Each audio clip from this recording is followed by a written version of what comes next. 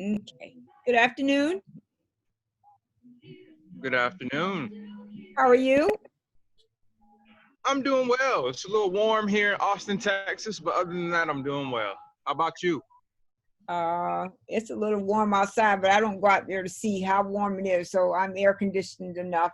My husband and my children require the air conditioning to be on 20 for them to be okay. So I'm freezing. So please tell us your name and anything you wish to share with us, so we'll have to get to know you a little bit better. Okay, my name is Emmett Gill, and I'm a junior. I'm from Durham, North Carolina, born and bred. I am currently the Chief Visionary Officer for Athletes and Advocates for Social Justice in Sports. Um, I did my undergraduate work at the University of North Carolina at Charlotte, and my graduate work at Howard University, the real HU, and I did my doctorate at the University of Maryland, and I've really just been working in this sports space, mostly mental health, like athletes, dealing with social justice issues. Um, Father of five and one dog, husband, Christian, I like Democrat. That's a lot right there. I like it. Yeah. So, So yeah, those are a few things about me. okay, so tell me about this work you do. Can you talk a little bit about that? Yeah, I guess Rochelle, it's on a couple of levels. One, I've just always been very interested. I'm a social worker by trade.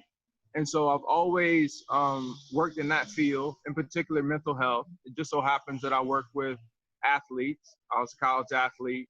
So that's just the population that I work with.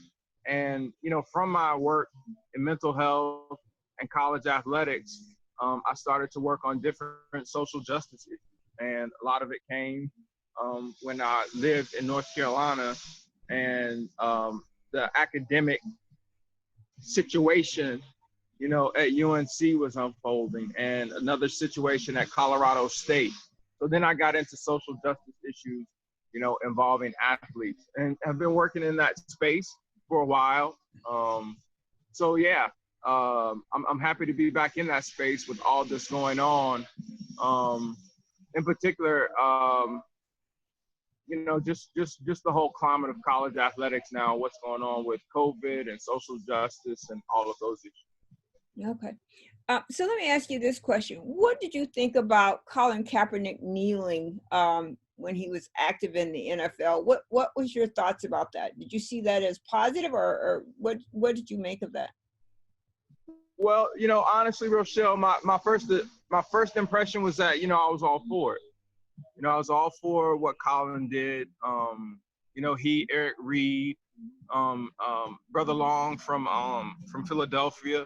I was all for it. But I also live in San Antonio, which is military town, USA, and my wife is a member of the military. And so, through those lenses, I had an opportunity to sort of look at it from a different perspective. But then at the end of the day, I came back to my original, feeling about it, that I thought that it was a very positive piece. I think that after the kneeling and after, Mr. Kaepernick decided not to resign, became a free agent, and was essentially, what I call Colin balled from the league, he backed it up, giving millions of dollars to different efforts, putting felons in suits and, helping them get back on their feet. So he it wasn't just a kneel, he put effort and work into what he was doing. And I really think that was phenomenal of him. And now we see, 2020, the things that he's talking about really coming to fruition. Yeah. The last thing I'll say is, what he did sort of inspired, women. It inspired high school athletes. It inspired other college athletes. It really brought eyes to this issue of, criminal justice reform, issues around sentencing, issues around voting for felons, all of those things. He was a catalyst. I mean, in some senses, I think that he should be a candidate for a Nobel Peace Prize because he put in the work. Right. I agree with you completely. I think that a lot of people try to associate that kneeling with being unpatriotic, but I don't see what the correlation is between the two. I think most people have some kind of feeling about the country that they live in, you know, but sometimes what's in our country is wrong. What's happening around us is wrong, so his kneeling when black men were being killed and getting these massive incarceration sentences, I think are so profound to think about it, and to see it now coming full circle back. It's just really, really an interesting thing to consider. Yeah. And I think the other thing that you said about college athletes, and I can't remember whether it was Mississippi or Missouri, but the students took a stand and they would not play. I think it was a couple years ago. They would not play if certain conditions weren't met. You remember that? Yeah. University of Missouri football team. Yeah. Yeah, yeah. So you have all those little things like that happen where athletes are taking their power and using it for just causes, and not to be offensive or whatever people have tried to wrap around those behaviors, but to really see that these people are being treated fairly and equitably. Yeah. Yeah. I mean, I think that a lot of things were done, in terms of, teams developing different ways, whether it was holding hands during the national anthem or whether it was staying in the locker room. I think that, a lot of things were done to try and help people understand that no disrespect was meant. But there's some things that have to be done at certain times and in certain ways. And, we all have that freedom, that First Amendment, right, freedom of speech. And people protect that freedom of speech just like they do the right to bear arms. Right. And, it's just going to be interesting. I'm excited, for what Kaepernick is going to be doing moving forward. Quite frankly, I don't think he needs to play football anymore. He's larger than football right now. Yeah. And really just, like you said, he's inspired so many things that it's indisputable, in terms of his positive impact in terms of social justice. Yeah. And in a lot of ways, I mean, maybe in a different platform, but same the way Muhammad Ali did, like he, took a position that stood for something, and it resulted in change, and what's so profound about Muhammad Ali, and I think this will become true for Colin Kaepernick as well. It took a while before white people accepted the stance that Muhammad Ali took, and then he became beloved. And so I think that probably will happen for Colin as well, but it's going to take a moment for that curve to swing up again, so that he can be recognized for all that he has done and continues to do. We just saw he signed a contract to work with Disney to, I mean, just really, powerful. Yeah. Yeah. No, absolutely. I wholeheartedly agree with that. It's interesting how we can villainize athletes. Yep. I look at folks like Steven Jackson. Yep. Steven Jackson was villainized. Matt Barnes, who's on TV, especially a lot of the cats that are on TV now. The media is so hard on them, but then time always heals all wounds, and time tells. And it's just going to be interesting what his work holds moving forward. Yeah, I absolutely agree with you. I think your point about villainizing, my best case is Plaxico Burress. So This is a man who shot himself. He didn't shoot anybody else. He didn't threaten anybody else. He shot himself. And somehow or another that was turned into such a vile thing for a person to do, that he was easy to be extracted from the NFL and pushed out, Yeah. Yeah, it's the way that we socially construct what's right and what's wrong is just sometimes, so interesting. Yeah. Because, oftentimes it's the people with the biggest microphone or the most money or, whatever, who can socially construct what's right and wrong. But yeah. So I remember that Plaxico Burress situation, and again, interesting stuff. Absolutely. And then my next is Michael Vick, right? So I have a few white friends that are farmers. They own farms, and they often talk about what they do on the weekends. So having cockfights, I've never seen. I don't even know what that really means, but they have chickens fight, I guess, and some fight to the death, and that's okay. I mean, somehow or another we sanction that. Maybe because we eat chickens. I don't know why that's okay for chickens to fight. But the way Michael Vick was villainized, dog fighting was not, Michael Vick did not create that. Michael Vick did not invent that thing. He was just a part of some group of people who did this for sport. why was his punishment so deep for Yeah. something that's being done by other people every single day? Yeah. No, I agree. And I love dogs. I love dogs. And initially I sort of struggled. I'm like, man, but then, when you look at it, like you said, from a cultural standpoint, he didn't invent it, it's just interesting. I'm a runner. And so, sometimes I'm running down the street and people they'll be with their dog and they won't pull their dog to the side, to the left or the right. And I'm like, listen, y'all don't understand. I know I remember those tapes of police sicking dogs on Right, people. right, So I respect your dog, but your dog ain't that important. This sidewalk is for people. right. So, while I love dogs and I love all the things that have come about with dogs, what was done to Michael Vick, was truly unfortunate. But you know what? Look at what they did to Allen Iverson. Amen. Same sort of area. And Rochelle, I sort of want to point this out because I was talking to some folks about this today, and a lot of athletes now are talking about voter registration and getting involved. But one of the things I want to add to the discourse is what they really need to be thinking about are their local politics. Right. Because in the local politics, those are the ones where you have the DAs, those are the ones where you have the judges, and those are the ones that are making a lot of local decisions that impact people of color and black and athletes of color and male and female athletes. And so, I'm hoping that athletes with this swing towards encouraging people to register to vote will encourage them to get involved in their local politics. I mean, we saw it in Durham with what happened, with Duke Lacrosse and Mike Nifong, Right. And how that whole situation went down. So, with respect to, sort of what happened, going back, Michael Vick and first Allen Iverson, local politics and getting involved in those is important as we register to vote, this upcoming November. I absolutely agree with you, but I think your point earlier, we could make instances of what's happening to Black athletes over and over again. So if you go back, and one of my favorite wide receivers of all time is Randy Moss, and if you look back a little bit, you go back and see where, but somehow or another he came out the curve and he's on the good side now, and it's like, why is it so necessary for us to villainize people that are just human?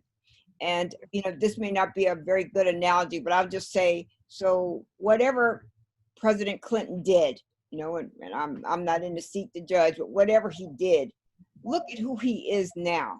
If all that they said he did, and I have no way of knowing it is true, he was impeached, he was, made a mockery in the media, but now he's a world leader. He's someone people seeks out for, advice, and he's, involved in all these committees for social justice issues.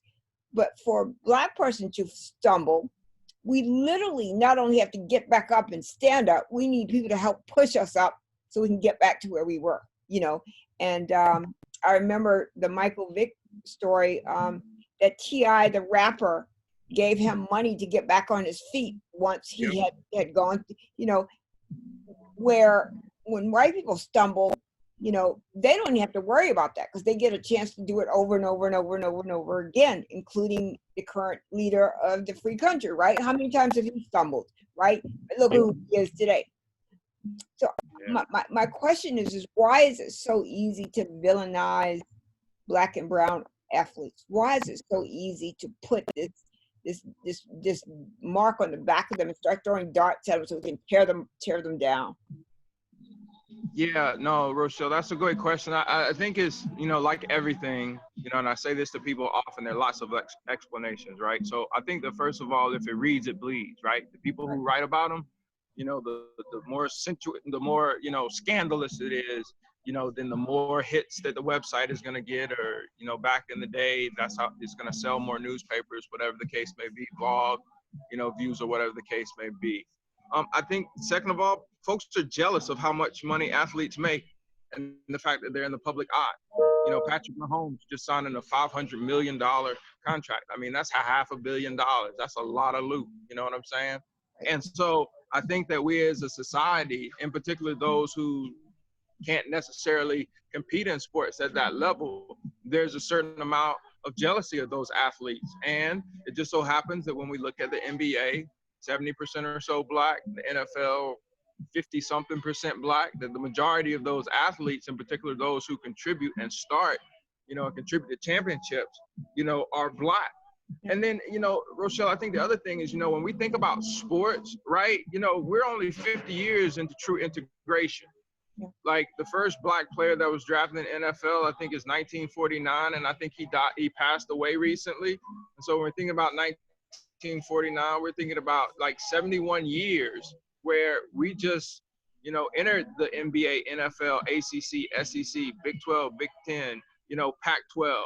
We just entered those. And we have to remember, when we entered those spaces, we took the spaces of someone else. Right. And someone else's father and their father and so on and so forth. And so you have that dynamic as well. And so, I think, and there's several more reasons, as to why, this sort of unfolds, but it's just, it's interesting. It really is interesting. It's interesting, in a lot of different ways, because I think about, right now, things like in college sports, Title IX and name, image, and likeness rights, are a big deal. And so I also think that, part of it is that our black male athletes have been pitted against our white female athletes. It's like, I think about name, image, and likeness rights, where athletes are going to be able to sign endorsement deals. And everybody's saying, well, are the female athletes in college going to be able to do that as well? And I'm like, but wait a minute. Those black males and white brothers in basketball and football created that money. Right. So not only have we helped a segment of college students be able to receive scholarships, many kids who can already afford, those kids can pretty much already afford it. But now you're saying that, athletes shouldn't have their name, image, and likeness rights because female athletes aren't going to have it. So I also think there's sort of this pitting against, white female athletes. And again, Rochelle, I've been talking about race issues in sports for the last 15 years. So I always clarify things. And I say, you know what? I love everybody. Yeah. You know what I'm saying? I went to Jordan High School, many white friends at Jordan, UNC Charlotte, University of Maryland. I've taught a lot of students, whether they're Asian, Pacific Islander, Hispanic, love everybody.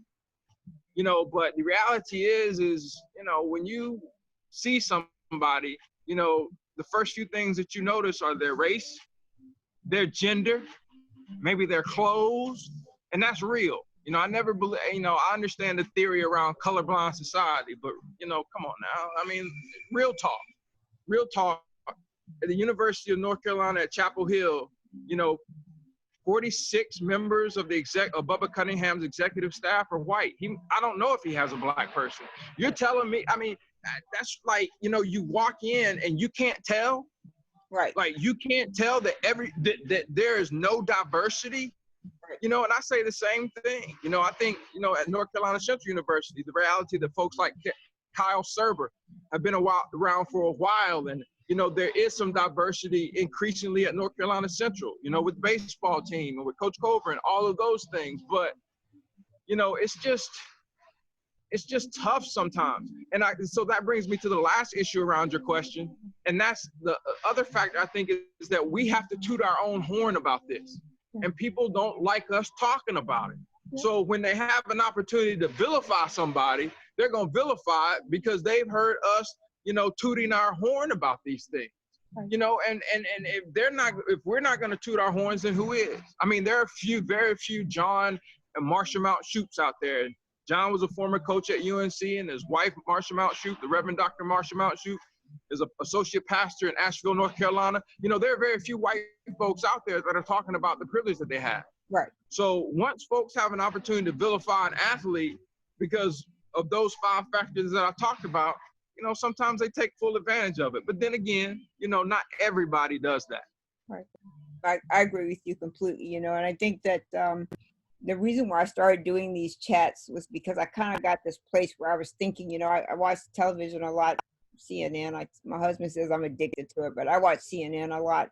And I find it amazing that they find select Black people to speak for us as a whole culture. Like this person carries this is what Black people think, which I don't think that's the case. And so what I've tried to do with my chats, I don't care what color you are. I don't care what gender you are. I don't care what your sexual orientation is. If you have a story to tell, let's talk about it. It may be right, may be wrong, but it's your story and you're entitled to tell it. So we're going to listen to it and maybe learn from it. And you know, what I've gotten from these chats is so many people have learned things that they didn't know. They didn't understand. They didn't understand it. So something you said earlier about being colorblind. I was talking to a white woman this morning and she said that to me. I am colorblind. I said, so that means you don't see me. She says, oh, no, no, no. I mean, I like all people. But when you make that statement that I'm colorblind, it means you don't see that I am a black female, because I am a black female. I mean, I'm not trying to be any other kind of, that's what I am. So, but I want to ask you a question that really has been on my mind for a long time. Did you see ESPN did a special on 150 years of college football? I And did not see it. I did uh, not see it. it is really good. And the writer, Bill something other from the Washington Post, I think that's where he's from, the Bill sports writer. Roden. Say it again? Bill Roden. Right, wrote about integration. And Yeah. what he wrote, the way he dissected integration from the separation of races, black and white, going to, you know, playing together and being in the same sports. And then what happened to the historically black colleges after those athletes left. You know, once we had said it was great to leave your HBCU and go to a predominantly white school and make them better, because every time a black team played a white team, they beat the snot out of them. And so white people saw value of bringing black players onto their teams.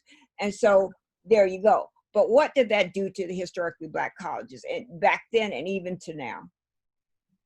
Yeah, I mean, it just truly decimated the potential Right. of those schools. I mean, you know, again, when you look at the starting 10 in the NCAA championship game, 8 or 9 of those are going to be black.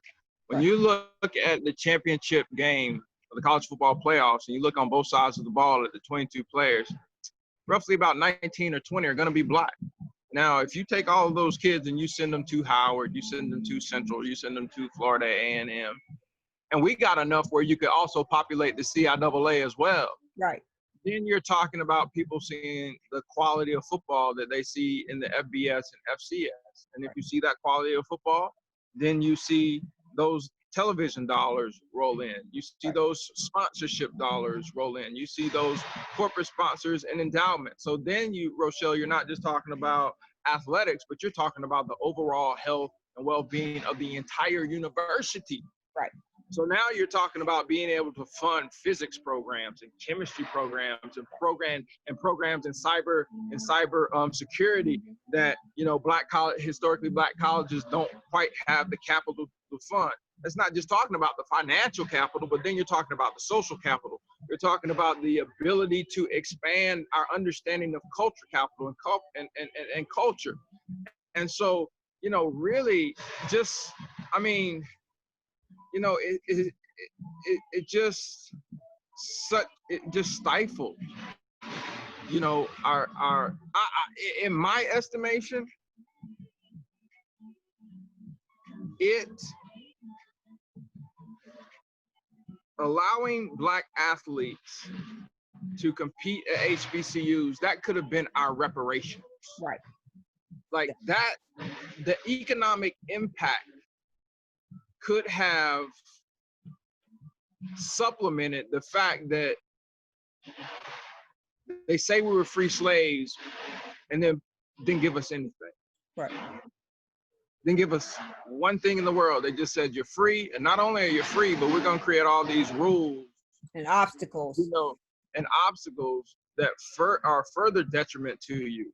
Mm-hmm. But had our black athletes stayed at these schools, then the exponential impact of what they could have done could have changed our people, not just sports, but our people forever.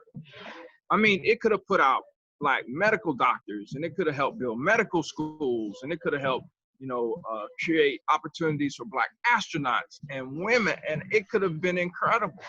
And that's why, you know, the young man, the 16th ranked recruit in the country who's going to Howard now, I just pray that somebody joins him. Right. You know, because you know, and I've said it, you know, and I'll say it again, you know, if I were a black athlete right now and I was conscious, and I'm not saying I was the most conscious, you know, student athlete when I was playing ball, but, you know, I would get up, you know, tell that PWI that I'm competing at, you know what, I'm not playing because y'all want me to come back from COVID. I do a sick out. I go find me a black school to play it because, you know, like I've been saying, if you can play, you can play.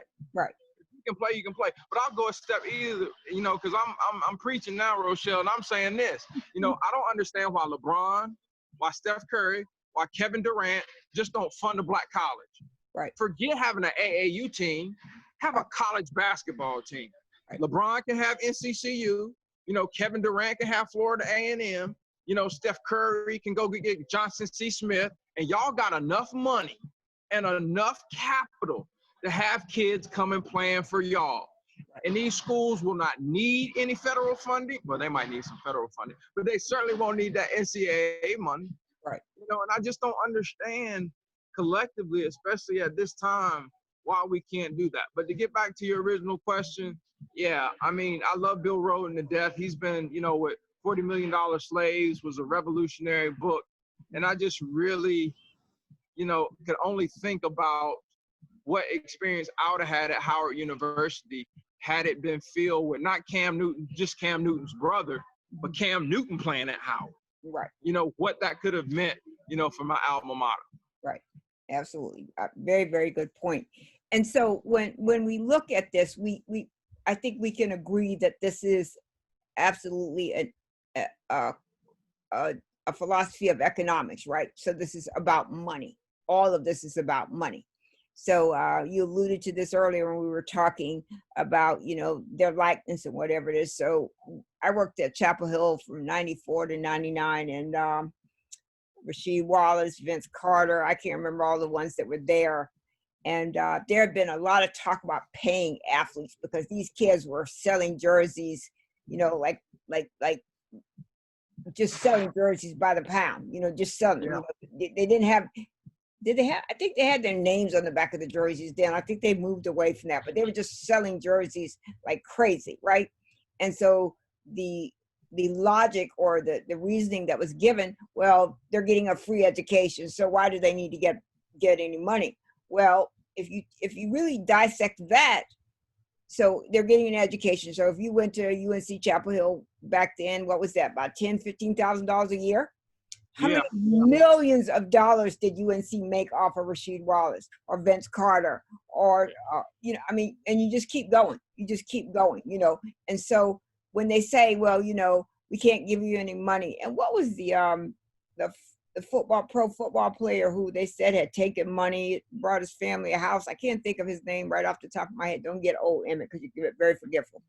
But Reggie Bush, that's right, Reggie Bush. Yep, you know, so that they don't see the need for this, right? They don't see that this child is in college, or not child, young man is in college, you know, playing as hard as he can for you, and yet and still, you know, we're going to penalize him because some alumni or someone gave him some money to help his family. But you want him to go out there and play and make $1 million, seat your stadiums, 80, 90,000 people in the stadium, and you got a problem with somebody helping him out, you know, because this is against NCAA guidelines. It's insane to me that this is a logical conclusion that universities are making about athletes and their image. And I think your point earlier was very profound. And I think you should talk some more about that, because I think that when you think about the economic value of your image, so you're Emmett Gill, and so all the things that you've done, and if I am University A and I'm going to make $1 gazillion just by having you with me, why don't you get a piece of that pie? Yeah, no, Rochelle, I really don't understand it. And my sort of views regarding, you know, what I eventually call adequate compensation for athletes have changed. You know, I was one of those pay for play, you know, universities should pay.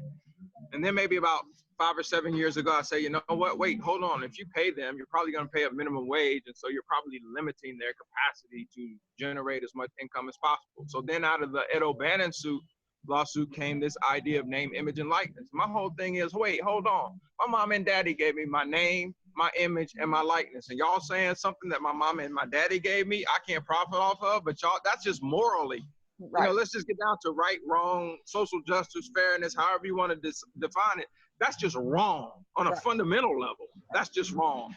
And so, you know, I wholeheartedly agree with this name, image, and likeness piece because, you know, we're both in that Durham Chapel Hill area, and you know, I remember the UNC academic scandal vividly. You know what I'm saying? You know, college athletes getting Swahili degrees. I ain't seen no jobs where Swahili is a requirement since that whole thing happened. I'm just gonna keep it real. It's not. I don't know. Maybe you know some, but I haven't heard of any jobs, you know, saying, you know, Swahili communications or Right. Swahili this, that, or the third. And Right. so, you know, and we know the athletes, in particular football and basketball, have a certain time limits in terms of their time. So what they want to major in, if they want to be a teacher, they can't do those hours. You know, if they want to be a social worker, they can't go do that field placement or that internship. So we know that they're limited in that sense. So this idea of a free education is not really the type of education that every other student at the university is having an opportunity to pursue.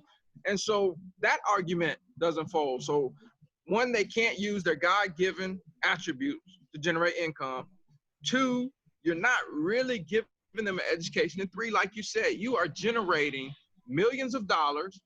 And with coaches, you are helping to create intergenerational wealth in those families. I mean, have you seen Nick Saban's houses? I Oh, mean, it's incredible. I mean, you know, and I love Coach K. I love him to death. But I mean, a coach makes like $8, $9, $10 million a year. Who makes more needs than eight, the 10? president. Makes more than the Right, president. right. And in most situations, you know, the college football coach and the basketball coach are the highest paid state employees. And that just doesn't make sense. That's why this model is falling apart as we speak. Yeah. You know, and so you've got those three factors. But here's my point, you know, Rochelle, with this name, image, and likeness. If we tie name, image, and likeness to their education, then we're putting them in the position to create intergenerational wealth for their families. By that, I mean, you know, now they're ready to take those accounting classes because they got money to account for. Right. Now they're really tuned into those branding and marketing classes because they're working on their brand and their marketing. But the reality is with name, image, and likeness that people are trying to put so many guardrails on it that, you know, I don't know how functional it's going to be for, in particular, our Black male athletes. Yeah. I've been saying this for a whole year, 2 years maybe. The population that's going to benefit the most off of name, image, and likeness are white females. Because when's the last time you bought a product that was endorsed by a Black male? Yeah. You know, how many men in the household have controls of the budget and buy things? Yeah. You know, we know that when we look at TV, we don't see Ray Ray up there marketing paper towels. We see Becky Sue. Right. And so, you know, the reality is that when Athletic U put out an estimate of who would make the most money in terms of name, image, and likeness, the top 25, 56% were females. Yeah. The incoming recruit for UConn basketball, she could make an estimated $600,000 from name, image, and likeness. Mm-hmm. You know, and so it's going to be interesting unless football and basketball players get licensing rights. Black males aren't going to make that kind of money. It's just not. And so what's going to happen is those white and some other athletes who have parents who are lawyers and agents and, you know, marketing gurus, they're going to help their kids make some more money. So their kids going to get that money and they're going to get the scholarship money and they really don't need to pay for college. And so it's going to be interesting. I wish more athletes would get involved in these social justice issues. Yeah. Because until they get involved, you know, folks like me can talk to their blue in the face, but it ain't gonna happen. Maybe I'm just talking to them white in the face. No, I'm just playing. I'm just Be on your best behavior, Mr. Gill. So let me just ask you this question right here. So the point that you just made. So, you know, what you always hear is revenue and non-revenue sports, right? So the revenue sports make the non-revenue sports possible.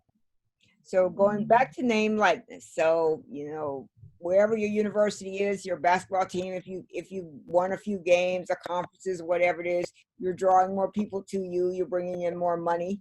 And so then they can, you know, fund lacrosse or they can fund tennis or whatever it is. because of these. And so the monies that these revenue sports bring in benefit the entire university and benefit the student the least, the student athlete the least, right? So if you walk around, and I won't talk about where I work at now, but when I was working at Carolina, so you'd see these students walking around campus. They had their tutor, you know, they ate by themselves. They had better meals than any of us had on campus. They were in their own little bubble, right? And so the way you see them on the campus, you know, everybody, when they see them, everybody gets excited when they're seeing them. I don't remember how long ago again, but what was the football player for Panthers, the Julius Peppers? We're Yeah. Skip and I are at the mall one day, and he's at the mall, and it looked like it was like a money giveaway because so many people were standing and crowded around. And this is a big man. I mean, he wasn't, you know, this is a big man. And to think that he drew that much attention in a mall, that people knew who he was, but he didn't get any money for that. He got money for playing football. He didn't get money for his recognition and what he was doing for even for that mall, for his presence in that mall. And I think that, you know, we really need to rethink this. I think the people who are thinking about this, the NCAA, the ACC, Skip was telling me about like how much it costs to leave a conference, you know, how many millions of dollars a school has to pay to leave a conference.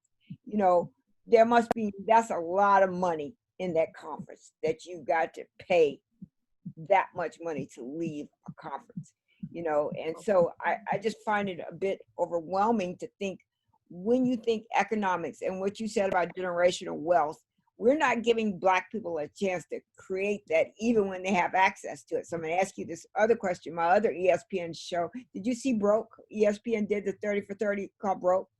Oh yeah, for sure. Yeah, right. So, and this did not just focus on Black, but all the athletes, you know, how they get served. They get contracts for hundreds of millions of dollars. And, you know, within a few years of leaving the NFL, they have no money, or toward the end of their careers, they have no money, right? So there's, again, another place where you come into play because they need education about wealth.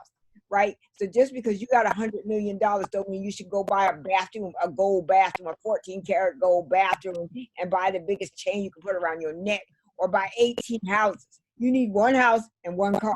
You don't need all that. You need all that nonsense. So right, that needs to be a part of the process when players are brought to the professional level, is understanding wealth. Yeah, I mean, you know, again, I go back to, you know, college. I can't remember. I was somewhere in the Midwest, and this cab driver, I'm gonna call him a transportation specialist, taking me somewhere. You know, and he hit me to something really. He was like, college used to be telling me really about the slave train. Then he started talking about how college used to be a place where you used to just go to learn and live. Like, you really learned about, part of it was really about the basics of life. And I go back to that again. I mean, you know, there's such a great opportunity for college athletes to make money and then be in classes that will teach them about wealth, because they don't understand. You know, they're like Jack used to say, who is this dude on my check fight to keep getting all this money? And to sort of understand that, and to understand, you know, how they go speak at a school, they go do reading, but that's the pro bono services that then I take off my taxes. Right. Or just to understand, you know, some of the larger issues around investment. I mean, think about it. If you were able to make, you know, $10,000 when you're a freshman, invest that, what is it going to look like in 10 years? Right. And we're not providing them with that opportunity. What we are providing them with the opportunity is to live paycheck to paycheck. And so not only are we not teaching them Rochelle, but now we're having them to rely on that survival mentality. And during their formative years, that becomes their reality. That's the only thing that they know how to do. Yeah. And that's part of the thing that I think we miss. We're doing this to college athletes during their prime learning years, during their formative years. We're not teaching them what we're teaching everybody else. So we stunt their growth. And then we're telling them where to be, when to be there, how to look, where to go. And so once they get that college, they're like, all right, now what I'm supposed to do? What am I supposed to do? Because I don't have this support system anymore. You know, so not only we're not teaching them, but in a lot of ways we're crippling them. Right. And you can't blame a kid, for relying on these support systems in college.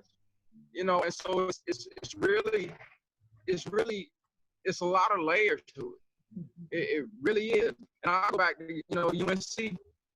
I love UNC. I love MJ. I love famous Amos, and I love um, um, Lawrence Taylor and all the UNC greats.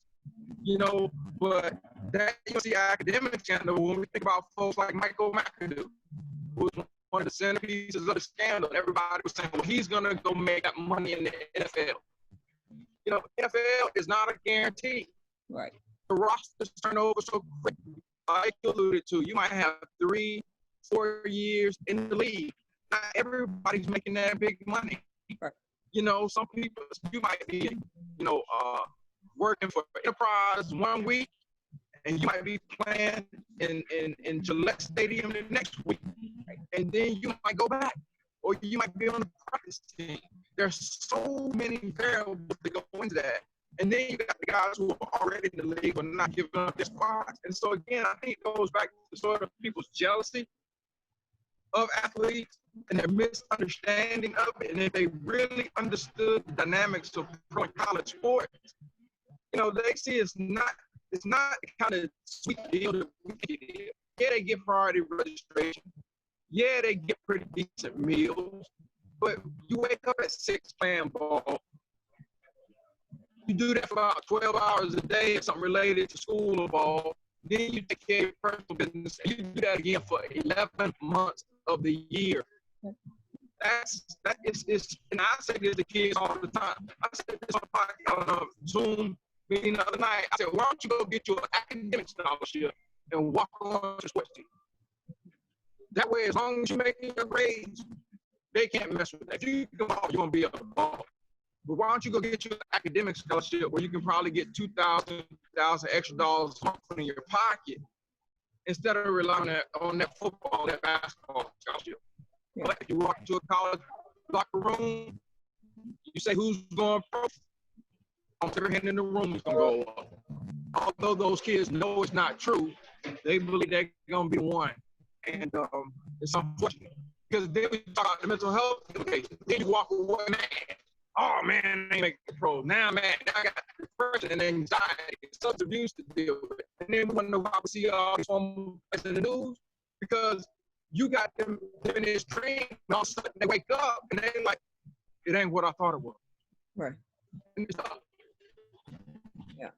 I mean, I think you make some very, very valid points and gives us a lot to think about. So I think that this conversation and more conversations like this need to be had, and not just, in the locker room, but I mean in parents' homes, so when the coach comes to the child's home and his parents are sitting around the table and they paint this glossy picture of what their child's life is going to be like. And, so they're now in awe about what's possible for their child, but then they get to the end of the day and they don't know what that's really like for their child on that campus, right? So if you go to a school where there is, racial injustice or social injustice or whatever it is, you don't know what your child is facing. All you know is that on Saturday, you see him or her running up and down the field, scoring touchdowns and doing touchdown dances and things like that. But what's all the stuff that's going on behind the scenes, So I've asked all my questions. I give you the last 5 minutes. They belong to you. Say whatever you want.